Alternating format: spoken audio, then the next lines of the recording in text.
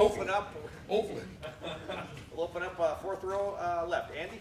Yeah, Coach, can you talk about the differences for the offensive line when you go under center versus when you're in shotgun? I'm assuming you're not still in zone blocking scheme at that point, right? Yeah, there's little differences. Obviously, for the center, the snap's completely different.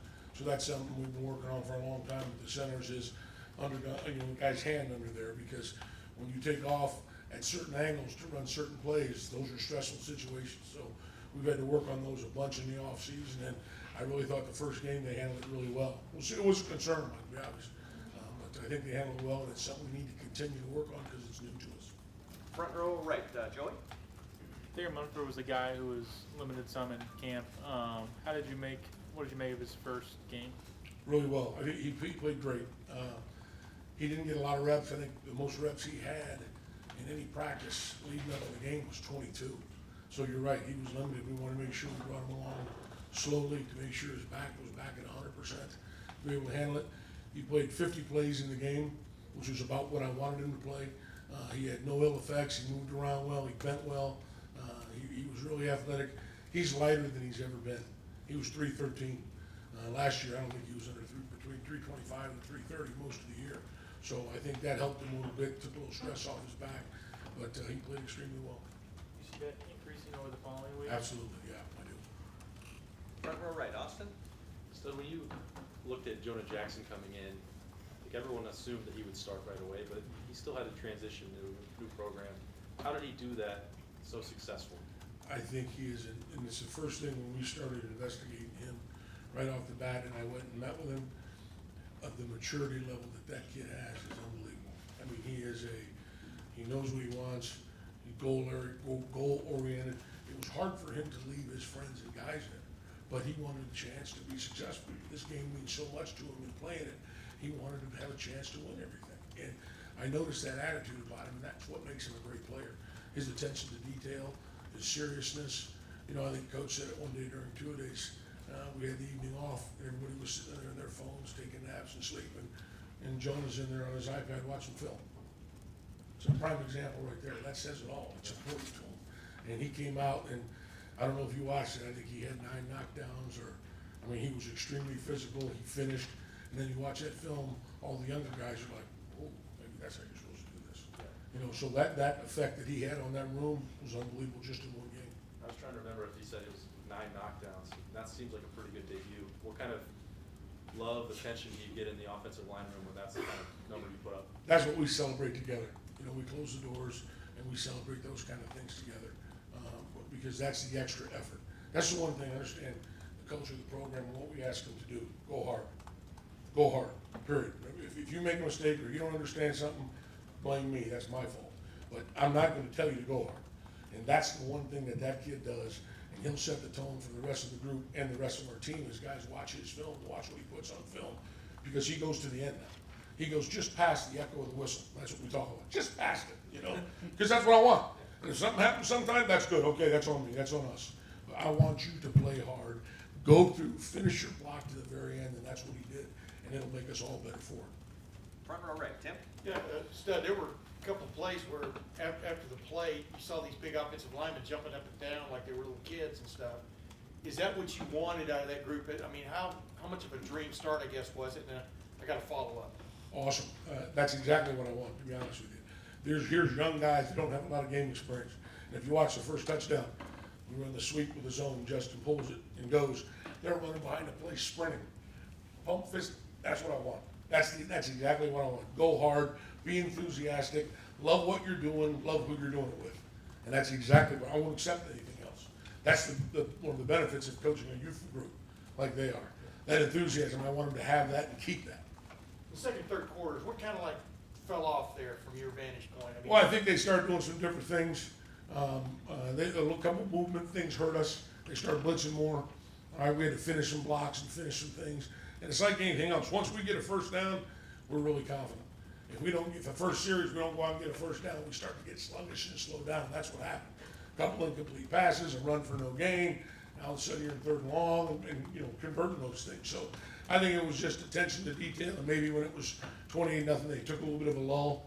I don't like to see that, but I think that's a little bit what happened, part of it too. But then again, they fought back through it and started grinding and got the thing back going again, which again was good to see. Third row left, Dan. Some of your offensive linemen mentioned after the game about how, FAU's defensive line, they changed their techniques and that might have caused them some problems. What are the things that you do as a coach during the game to work with those guys and help them adjust to that? Yeah, it's a great question. What they were doing is, obviously they weren't as big as we were. So initially they came in, they were playing their technique and doing things and we were knocking them off the ball a little bit. Then they started to jump around, move, lateral. So what we have to do at that point when that happens is change our technique. And that's what I do on the sidelines. Now, you can't come off and try to kill a guy that's gonna move lateral side to side and jump around the block. We have to be more sound with our footwork. We have to be a little bit less aggressive, all right, in getting on that guy when he moves, instead of trying, like our young guys were, trying to kill him and finish the block really quickly. So we have to make our adjustments in game, and that's what we did kind of in the second half. Put in a counter scheme, put in a gap scheme, put in a couple different things that would allow us to handle that movement a little bit better. Are there things you can do during the week of practice that make it so if that happens in the next game, you might be able to adjust a little bit more quickly? We're gonna work on it right now, because I can tell you right now, it will happen in this game. So we're gonna work on it today in about 2 hours. And final set of questions. Over to the left, Doug. Greg, in the end, how close was the Brandon Bowen Petite Fair battle at right tackle? And Really close, but in the end, Brandon's maturity, and again, he's so smart. I mean, him being out there, making the calls and protections and things, and just how he played the last 2 scrimmages, just edged Nick out. It was really close battle. And again, Nick's still gonna play, just like Albie's still gonna play on the other side, because I think those 4 kids can play a lot of football and keep us fresh throughout the season without having guys absorb too many snaps. The starters, I think, absorbed 75 Saturday, and then Nick got 25, Albie got 25. Well, they still got their work, and then the young 3 guys inside got about 12. It's good. They all got to play. But that'll keep us fresh throughout the season and allow us to stay healthy. and is that when you have a talented young guy like Nick, and he's trying to win a job and he doesn't do it, what do you have to do as a coach to make sure he stays connected, stays upbeat? You're exactly right. You have to keep his confidence level up. Because, obviously both those kids were battling their heart out for that job. And when one loses the job, disappointment sets in. And I just had to sit down with Nick and tell him, hey, listen, it's coming. Don't press. It's coming. You're doing fantastic. It's not anything that you did wrong. You're still developing. You're still coming. Don't worry about that. Keep working on your game and keep developing, because you never know what's gonna happen. And final questions, over here to the right, Doug. There's Bill. also Josh's first start. How did he play?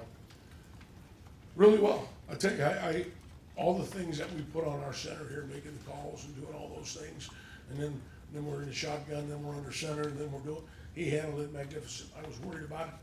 I thought it might be a little too much on him early, but he really handled it well. He played physical as well. He had 4 or 5 tremendous blocks down the field. That touchdown run, he hits a linebacker and he's sailing through the air as Justin goes by. And so he was able to overcome his nerves, because I knew he was nervous before the game. It was his first start. But he was able to overcome his nerves and really play physical and still handle all the things mentally. I think there were only 2 misidentifications that he had the entire game, which was excellent. I thought there would be some more, being his first game and how nervous he was, and there weren't. I know you had confidence in your guys, and some of them are experienced, but they hadn't played together. Oh, sure. How much trepidation was there in your mind about how they would gel, and how far along, how much more do they have to do to really become that cohesive line? We have a long way to go. I was worried about it, so just to put it point blank, I love those guys, all right? I'm confident in them, like you saw, the youthful exuberance, I love. They're running down the field, they're knocking people down, they're getting extra blocks, all those things that you want in a coach. But you also want them to be on point with technique, on point with identification. I don't want any MAs, and we had a few of those that I didn't like that we have to clean up. So I think they can be a tremendous offensive line. That's why I kept them in there probably a little longer than I would have, because of what you just said. I want them to play together. Jonah has to get used to playing with Thayer. Bowen has to get Wyatt next to him. Those things all those relationships with communication during a game take time to develop. That's why they were in there and doing that, and I was pretty happy with what they did, but we got a long way to go. We're nowhere near where we need to be. Coach, thank you very much. Thanks.